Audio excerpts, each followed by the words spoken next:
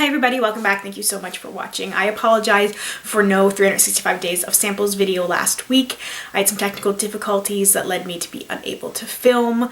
So I might continue to do videos every 2 weeks. I just didn't want them to be super long because they were already long because I'm trying to give these mini snapshot reviews. So let me know what you guys would prefer, videos every week, every 2 weeks, every 3 weeks, every 4 weeks. Let me know what you would like to see and I'll go with majority rules on this one. So I've been bad. I haven't even gotten all of these photographed and put on my Instagram yet. So you might be seeing this for the first time, those of you who follow me on Instagram for this challenge as well. Anyway, let's dive in. I'm going to go with my passes first. I have 2 body lotions, the one from OPI, the aloe juice, the coconut melon. Way too sticky for me. I'm not a hand and body lotion person anyway. I really enjoyed the Wish body butter in almond. It absorbed really quickly. The reason I'm passing on this is because I am not a body butter body lotion person. If I bought it, I would not use it, and I know that. I've got so many body lotions because people kept giving me the body lotion and do continue to keep giving me body lotions.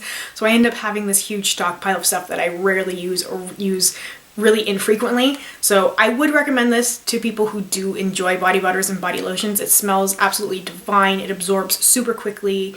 And yeah, if I have a note in my notebook that if I was to ever need a body butter or body lotion, that I should look into getting this one. Next, I have a product from Murad. This is the Invisibler Perfecting Shield. I did not like this. When I used it underneath makeup, it really balled up.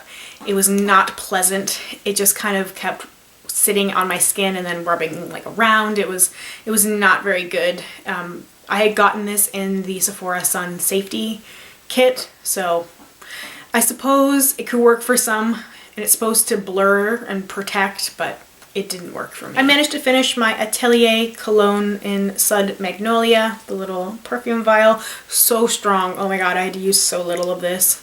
And even, I think there's even still like a tiny bit left in there because I just couldn't take it anymore. It was way too overpowering for me.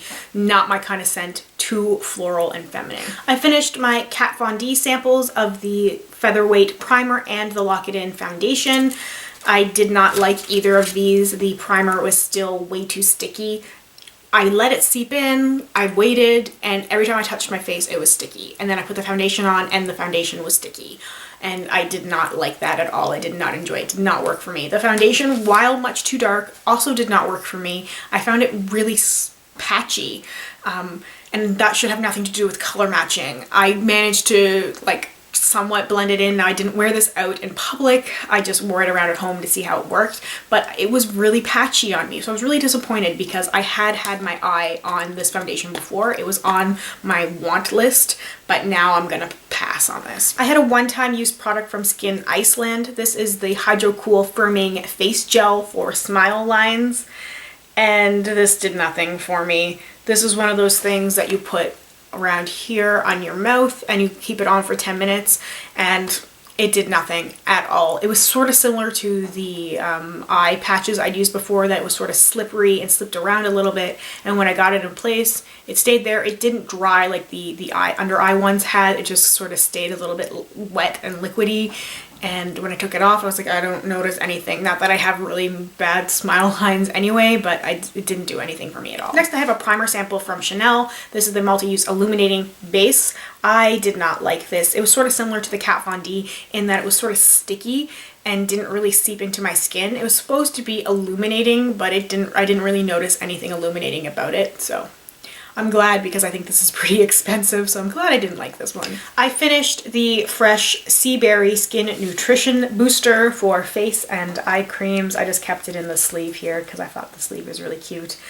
It was an okay product. I used it a few times because you only need 2 to 3 drops each time you were using your moisturizer or your eye cream. You could also apply it a little bit on its own, and I did that a couple times. I mean, was my skin a little bit more hydrated? Maybe, but I didn't notice a super huge difference because of this. Like, I definitely wouldn't say this added much to the products I was currently using anyway. Lastly, for my passes, I have this item from Clinique. It's the Dramatically Different Moisturizing Lotion. I did not like this stuff. I generally don't like Clinique skincare products. They just don't work that well for me. And on that note, I had 2 Clinique items that I put in my try again category. I had the cleanser. It was the liquid facial soap mild, and I had the exfoliating item, which was the clarifying lotion number 2. I only got 1 use out of the lotion and I got 2 uses out of the cleanser, so it wasn't really enough for me to see that I liked it, as opposed to the moisturizer, which I could tell didn't work well with my skin. It just wasn't reacting well with my skin type, which is combination. These two I was a little on the fence of because I only got a couple of uses out of each one, so I'd like to try these again if possible before I would make a purchase on these. And then on to my possible repurchases. I had found another sample of the Giorgio Armani, the Fluid Sheer, which I had used before and really, really loved. So I ended up using that sample.